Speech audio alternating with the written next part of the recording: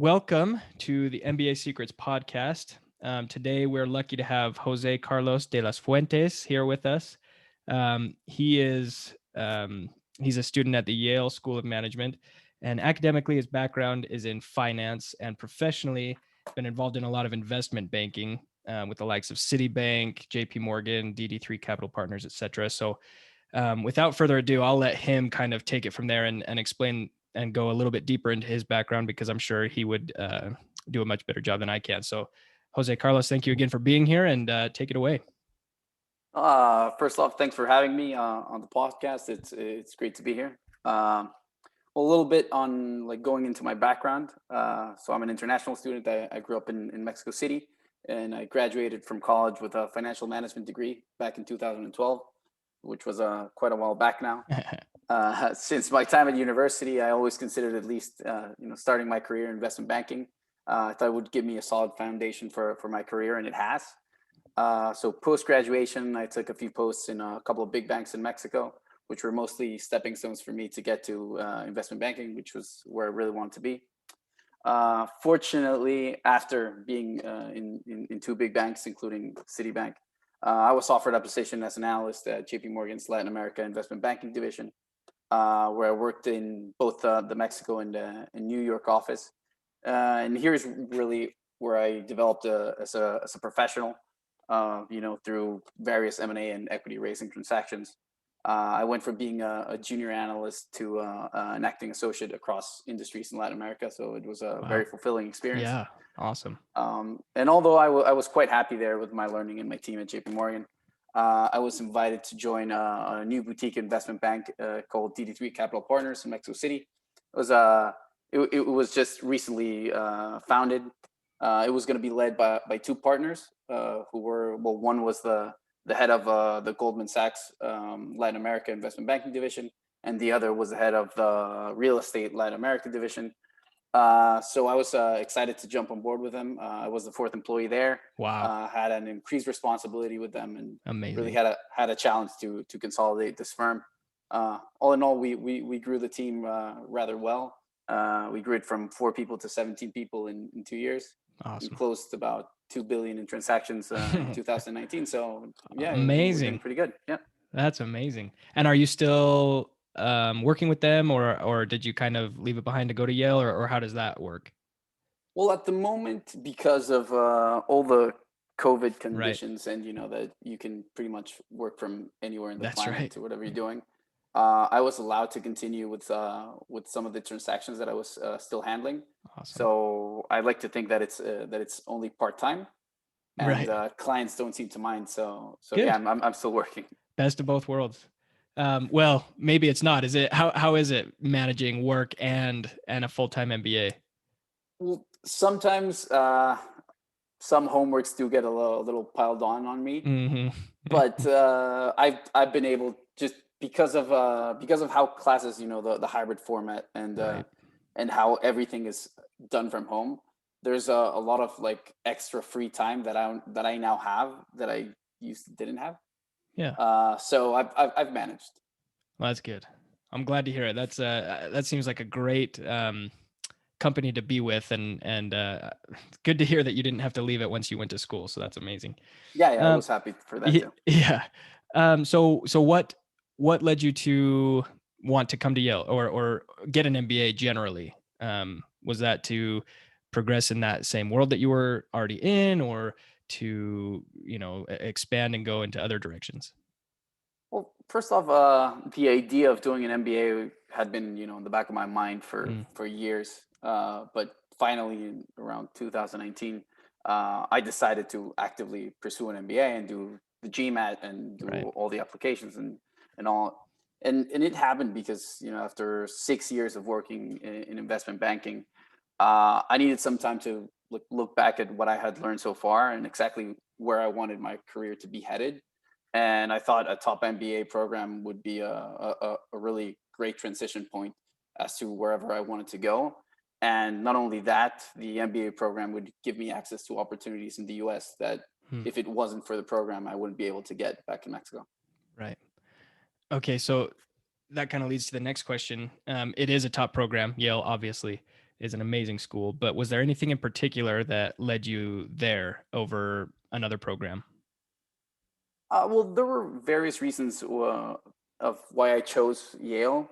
First off, just as you said, it is a It's top amazing. MBA program in the Right. U.S. and the Yale brand in general, Yes. it's really highlighted in in other places other than the U.S. Like in Latin America, it's really recognized.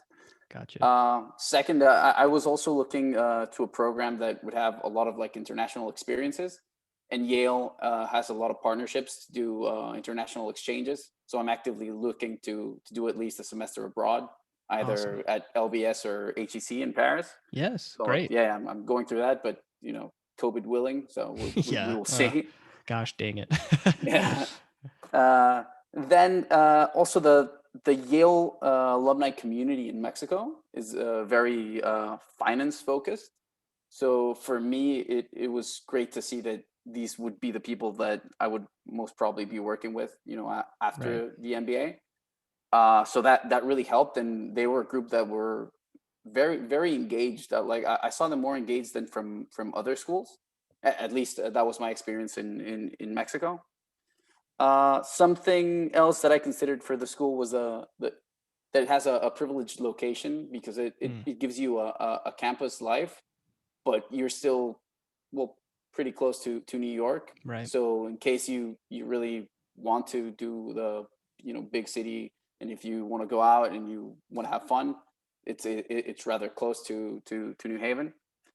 And well, last I wanted a program that had a large international crowd, and Yale has pretty much delivered in that front. I have friends from all over Latin America and the U.S. and in Europe as well. That's amazing. Um, and in fact, I have a question here that was submitted by a listener who's actually from India who's very interested in Yale. So, to your point, it is very broad, but specifically about Yale, she wanted to know about the Silver Scholars Program, and I'm sure she's not the only one. So, any insights or information that you have about that would be awesome.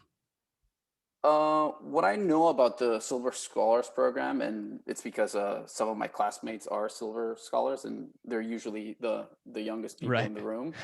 They're the most enthused whenever we're discussing stuff. Right. So the the Silver Scholars are people who wanted to do an MBA right after their undergrad program. I think all of them, if not most of them, if not all of them, are or have to be a Yale undergrad, and Okay. then they go into the MBA program directly. They do a year, and then they have to do a gap year where they have to go out into the world and work, and then they'll come back to the school and finish in a third year. Gotcha. Okay. And what I mean, that's a great program, a great option for those who want to do it. What's your perspective on it? Is that something that you would have found valuable to yourself, or are you kind of glad with the route that you took? I I mean, one of the advice that I give younger people regarding the MBA is the sooner that you can get it, the better. Hmm. Just so you can, if it's even if it's just the experience that you want to get, you can just get it out of the way, and Right. you'll start your career even sooner. Uh, so in that sense, Good point. I do like it. But what I find difficult is getting during the during the gap year, actually getting very like a very good job, Hmm. because a company has to be willing for you to only work for a year. So I Gotcha. think the opportunities there are limited to what you want to do. Very interesting insight, and that's perfect. I think the listener that submitted that will be happy with the response.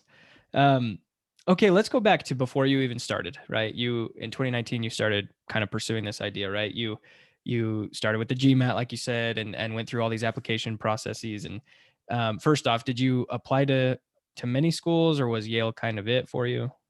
Yeah, no, I applied to 4 schools. If I'm Okay. Yeah. So walk us through a little bit what your application experience was like. Obviously, the GMAT was the GMAT. It's the same for all schools, right? So it'd be interesting to hear that perspective. And then were there unique aspects of each of those applications, and what was that process like for you? Well, first off, regarding the GMAT, well, it's it's a hard exam, Yes, it and is. even if your first language is English, Right. it's a difficult exam. Right. And for all the internationals out there, It's even just don't harder.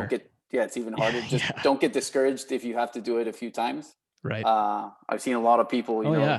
go through that frustration. I took it 6 times. I know how that goes. And I So, speak English. so there you go. Right. So I took it a few times, and especially if you're working, don't take it badly. You'll Right. like at some point you'll have studied enough that you're going to pass it. Right. And on the application side, once I was at that point, um, I think the first thing that I would have changed of how I did it was I would have applied on the first round if I Mm. would have been able. I did the mistake of applying on the second round, and it just seems that I don't know, like you have to do everything faster. Right. Even when I had to get my visa, I was kind of like running to get in time for everything. Right. So I definitely recommend the first Start round. early. Right. Yeah, start early if you can. The earlier the better. Even the GMAT, I always tell my younger brother who's still an undergrad, like just do your GMAT and it'll Right. be there for the next 5 years, and you can keep it. Great advice. Yeah. Yeah. And for my applications, I only did 4 because I didn't have time to, since I was working full time doing investment banking, I didn't have time for more. But if you're able, and if you like don't have a preference between the top 6 or even 7 MBAs, just apply to all of them, because it's a tough race, and you'll see what you can get after that. That's perfect. So the second part to that is, now that you're in the program, you have an opportunity to either just kind of go to class and flow through and just be there and let it pass you by, or really dig in and experience it. And I'm sure you're one that's really taking advantage of every aspect of it. How would you, or what advice would you give to people who want to maximize their experience once they're actually in their MBA program? Well, first off, I need to mention that my particular class, which is the class that will be graduating in 2022, has had a weird experience Yes, because they of the have. whole Yeah. pandemic. Right. So we haven't really seen what the normal MBA is like. For Yale, at least, it has been a hybrid format for classes. So we take 50% in class and 50% from home, Right. which I think has been a great initiative for the school to take, and they've really provided us with a safe environment to go to school. Like we get tested for free every week, so they're Wow. really they're really on top of their stuff. It's something that we're very grateful about that. But that being said, since the school can't really organize many gatherings of the sort, then it really falls down to the students to really try to get together, even in small groups, to get to know each other better. And the clubs are a very easy way to do that. So I always, I mean, the advice that I can give other people is just get into the clubs that interest you, and even clubs that only give you certain curiosity. Just join them and see what kind of people you meet. You might like it. That's perfect. Well, thank you. I don't have any other specific questions, but I did have, some takeaways from this that I really appreciated. And that's, I think it's advice that probably every single MBA student who's actually gone through the process would give. And that's start early. Like if you have the opportunity to take the GMAT while you're in your undergraduate years, do it because you're in that mode, you're in that mindset of test taking and all of that. And you're just setting yourself up for a better opportunity to succeed there. So really awesome insight. Thank you so much. And if you have any other last thoughts that you wanted to share with anybody that might be listening, we'd love to hear them. No, just to anybody who's out there trying to apply for an MBA, just work hard, don't give up, and eventually you'll get here, and you'll see that everything was worth it. Absolutely. Well said. All right, Jose Carlos, thank you so much. I know you're busy. You've got a lot going on, but we really, really appreciate your time here today. Have a great night. Thank you again. Thank you for having me, Ryan. Yep.